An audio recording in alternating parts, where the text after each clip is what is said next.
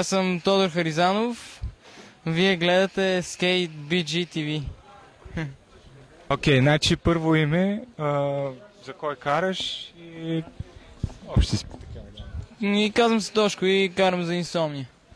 Окей, значи първият ми въпрос е как намираш атмосферата, надъха ли те и с какво това ти допринесе за спечелване на титлата?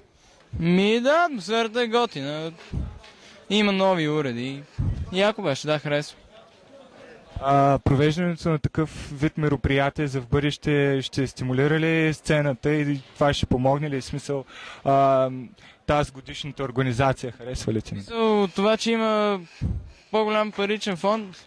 Не, като цяло, в смисъл цялата за подпомагане. Паричния фонд е един от основните фактори, но все пак като цяло за цялата конструкция на самото мероприятие. Да, важно е да има състезания. Кой друг участник те надъх? Имаше много, които карат готино. Кеф се гледам много от тези, които са в провинцията, защото са малки и са надъхани и са нови. Това е забавно.